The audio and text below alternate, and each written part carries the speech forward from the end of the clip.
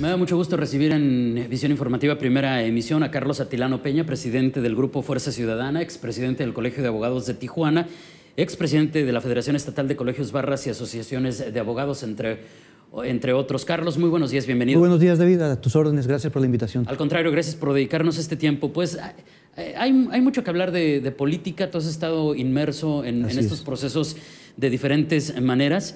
Y hoy por hoy estamos hablando de avances en la vida democrática de nuestro país, pero también de cosas que son asignatura pendiente. Uno de ellos, Carlos, el de las candidaturas ciudadanas. Tú como experto en el área, no solamente como activista, sino también como experto en derecho, ¿qué es lo que ves? ¿Qué es lo que hay que destacar en este tema en este momento? Mira, primero destacar que en el año 2012 hubo una reforma constitucional al artículo 35, mediante el cual se incorpora ya la figura de las candidaturas ciudadanas o independientes a las que haces alusión, ello como consecuencia de toda una resolución a nivel internacional que protege los derechos políticos electorales de los ciudadanos. México estaba rezagado en ese sentido a nivel internacional. Recordarás que Jorge Castañeda pretendió ser candidato independiente, no se lo permitieron, utilizó mecanismos internacionales y finalmente nos compelen a México a actualizar nuestra legislación para dar cabida a este tipo de candidaturas. Sin embargo, creemos que nuestra ley tiene muchos vericuetos, tiene muchos problemas en términos de generar equidad, porque mantiene un sistema de partidos donde precisamente son los partidos los que crean la ley y los que crean a través de sus propios diputados estas reformas y siguen privilegiando el monopolio que tienen los partidos de nuestra democracia, de nuestra política, y en tratándose de candidaturas independientes hay demasiados requisitos, demasiadas vallas y obstáculos que brincar para poder consolidar un registro. Te puedo mencionar, por ejemplo, que se requiere que un candidato aspirante ciudadano para obtener su registro definitivo tiene que contar con el 2% de la lista nominal. Vamos, por ejemplo, el Distrito Octavo, que es el más grande del estado, que comprende una parte de Tijuana y de Rosarito. Son cerca de 400,000 electores. En un lapso de 60 días, quien pretenda ser candidato independiente debe de juntar alrededor de 8,000 firmas. Pero no nada más tienen que ser 8,000 firmas, sino que tienen que estar distribuidos en las secciones. Entonces es un trabajo muy arduo, muy difícil, en muy corto tiempo, lo cual nos hace pensar que va a haber muy pocas candidaturas independientes. Te comento que hubo solicitudes de 122 candidatos independientes a nivel nacional, en todo México, y nada más 52 lograron su registro. Más de la mitad no logró tener los requisitos necesarios, entre ellos una asociación civil que los respalde, entre ellos una cuenta bancaria, darse de alta en el sistema de administración tributaria, o sea, muy poco tiempo y muchos requisitos para lograr una candidatura. Y el INE, el Instituto Nacional Electoral, no se dio a la tarea de cumplir con su labor de lanzar una convocatoria y en la cual le diera una difusión para que los ciudadanos estuvieran enterados en tiempo. Entonces creo que el INE se abstuvo un poco ahí de cumplir con su función porque estamos ante una situación muy novedosa. Es la primera vez que tenemos un proceso electoral con candidaturas independientes y creo que debió haber sido cuidadoso en ese sentido. Pues tan es así que, si no me equivoco, fue apenas la semana pasada que definieron sus topes de presupuesto para precampañas, ¿no? Así es. Entonces, esto da la impresión de que desde el propio Instituto Nacional Electoral, pero tú sabes mejor de eso, Carlos, pues no da las condiciones ni presupuestales, ni de equidad, ni de, por ejemplo, oportunidad de promoción para que al final todos estos aspirantes que 50 y tantos, me dices, logren convertirse en candidatos. Así es, y de los cuales únicamente 6 son por Baja California. Entonces eso te da una idea de que esta inequidad propiciada por la forma en que está concebida la ley, pues nos muestra que tendremos muy pocos candidatos independientes, desafortunadamente. Pero por otro lado, pues bien sabes que se acaban de incorporar 3 partidos políticos nacionales a la vida política, lo que es Partido Encuentro Social, Partido Humanista y Morena.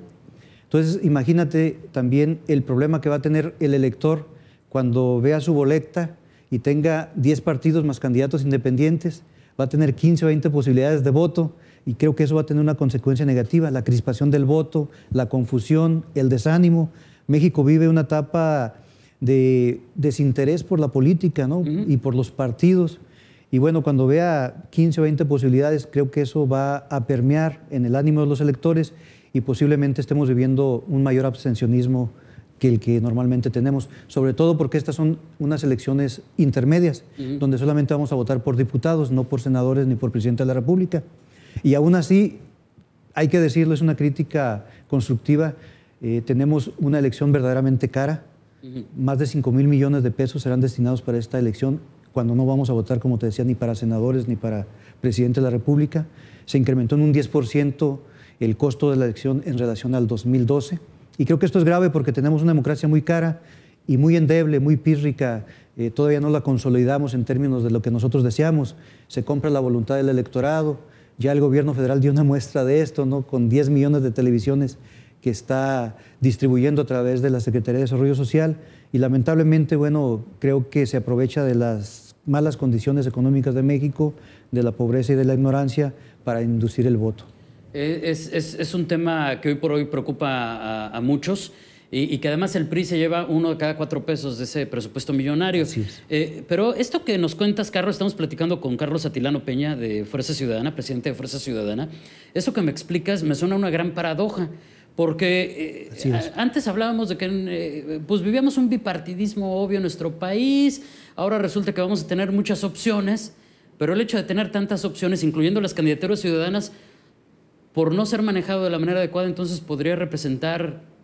el triunfo de los mismos que siempre ganan, ¿no? Exactamente, exactamente. Yo creo que eso nos confunde a muchos. Así es. Yo creo que ese es el objetivo final del sistema de partidos, que el PRI, el PAN, el PRD, los partidos que históricamente han tenido mayores triunfos, sigan manteniendo el monopolio de la democracia, entre comillas, en México, porque son muy pocas las condiciones y trabas enormes para los candidatos.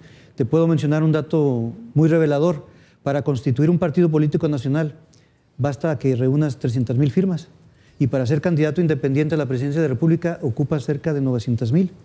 O sea, ¿cómo es posible que ocupes más para ser candidato que para formar un partido nacional, ¿no? Entonces, claro. Esa paradoja de la que mencionas, pues creo que tendrá consecuencias negativas para nuestro país, desafortunadamente. Y en el otro lado de la historia están estos partidos que a lo mejor sí le abren espacios a los candidatos ciudadanos, pero que justamente por su condición a lo mejor no tienen la oportunidad de lograr el espacio. Sí, la distribución de recursos es muy inequitativa. Te puedo mencionar inclusive que la ley prevé que el 70% de los recursos vayan para los 7 partidos ya existentes, ¿no? Y el 30% restante se va a dividir entre los 10 partidos más los candidatos independientes. Entonces, la gran tajada es para el PRI, para el PAN, para el PRD. Los partidos de nueva creación tendrán muy pocos recursos, y no se diga los candidatos independientes, que estarán rezagados por completo. Lo mismo sucede en espacios publicitarios, ¿no? Van a tener muy pequeño espacio para promocionarse, para darse a conocer, y sobre todo cargamos con una cultura donde, por ejemplo, organismos como Coparmex, que hacen debates, pues no van a invitar a 10, 12 candidatos en debate, sería maratónico. Claro. Ya que decirlo, hasta aburrido, Carlos. Hasta aburrido, ¿no? Entonces, generalmente invitan a los 3 partidos más fuertes. Entonces, ¿por qué no impulsar una legislación que consolide nuestros partidos, y que si yo soy de izquierda o yo soy de derecha, pues me acomode en un partido de los que me puedan representar, y de ahí hacer mi tarea de proselitismo, y no obligarme por irme por esta vía que resulta pues muy tediosa, toda una odisea, ¿no? Es un momento de muchos cambios, de avances, con muchos pendientes, obviamente como los que nos estás comentando, algunos de ellos van a ser muy difíciles de superar. Pero en este momento, ¿con qué nos tenemos que quedar la ciudadanía, Carlos? Porque también hay grupos que invitan a no votar, están promoviendo el abstencionismo. ¿Tú cómo la ves? Los ciudadanos que no conocemos tan bien estos procesos, los que decimos coloquialmente los de a pie, los de tierra, ¿cuál es el mensaje con el que nos debemos quedar? Mira, siempre ha habido grupos, inclusive compañeros de la prensa, que invitan al abstencionismo. En esta ocasión hay un movimiento mucho más fuerte a raíz de los acontecimientos de Ayotzinapa. Los propios padres de los normalistas están pidiéndole a México, junto con otros personajes como Javier Sicilia, que no votemos, que nos abstengamos para no legitimar un gobierno que ellos denominan un Estado narco fallido. Sin embargo, yo creo que los derechos que contempla nuestra Constitución están para ejercerse. Yo creo que si nuestras autoridades no están siendo responsables en el ejercicio de la administración pública, los ciudadanos sí tenemos que ser responsables en el ejercicio de nuestros derechos. El derecho al voto nos costó mucho tiempo, mucha sangre, batallas, y bueno, desperdiciarlo me parece que no es la ruta ni la vía más adecuada.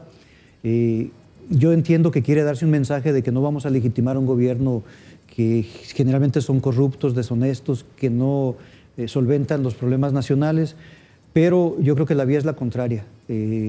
Lo que sucedió, por ejemplo, y está sucediendo en España a través de una agrupación Podemos, que está creciendo bastante. En Grecia la izquierda ya logró llegar al gobierno, pero todo ha sido a través de la vía de la participación, no de la abstención. De salir a las urnas, por ejemplo. De salir a las urnas, ¿no? Y esa inconformidad hacia los gobiernos puedes manifestarla votando por el candidato, ya no por el partido, sino el candidato ciudadano o el candidato incrustado en un partido que dé condiciones de honestidad, que dé condiciones de una agenda legislativa, en este caso, que sí vaya tendiente a resolver nuestra problemática nacional. Carlos, muchísimas gracias. Por aquí te esperamos muy pronto porque muchos temas se quedan sobre la mesa y los podremos platicar en su momento. Gracias por la invitación. Gracias y muy buenos días. Es Carlos Atilano Peña, presidente de Fuerza Ciudadana.